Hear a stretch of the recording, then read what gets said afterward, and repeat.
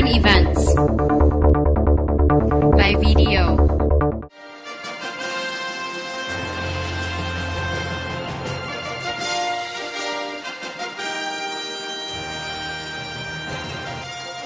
Salamat po. Maupo tayo lahat.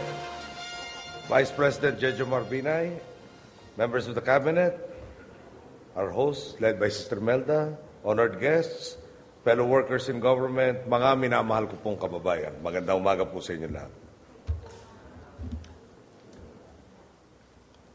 Ang basehan po ng demokrasya ay meron tayong mga politiko naglalahad ng kanilang plataforma. Ang nanalo po ay obligadong ipatupad ang platapormang ipinangako. Sandang araw po ang nakalipas. Nagpanata ako sa taong bayan. Hindi ko tatalikuran ang tiwalang kaloob ninyo sa akin. Ang nakalipas na 100 araw ang magsisilbing tanda ng ating pong paninindigan. Malalim at malawak po ang mga problemang minana natin. Nagugat ito sa isang gobyernong parang 3 matching na nagbibingi-bingihan, nagbubulag-bulagan at gumawa ng sariling katotohanan. Mali po ito.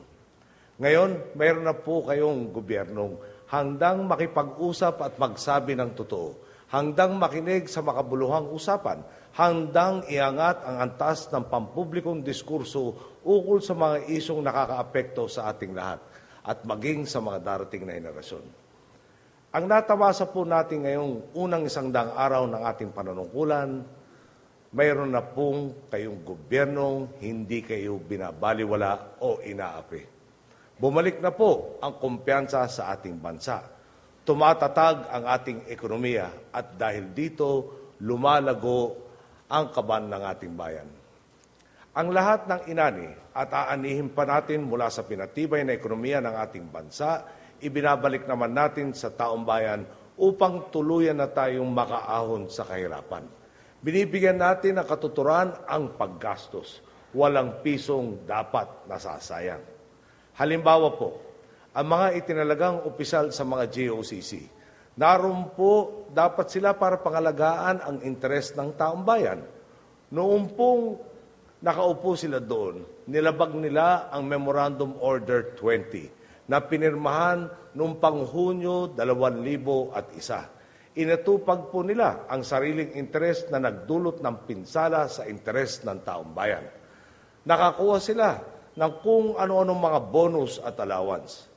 Ipinatutupad naman po natin ang Executive Order No. 7 na nagsususpinde sa lahat ng pribilehiyong iyon. Idiniin lamang po natin ang dapat na naipatupad pa noong 2001 sa isang kumpanya lang po, tulad ng MWSS.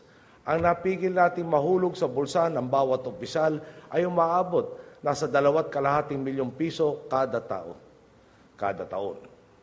Siyam po ang membro ng board nila at sa MWSS lamang po yan. At ilan po ang ating mga GOCCs, GFIs at mga ahensyang sakop ng EO No. 7, 122 mga ahensya kumpanya.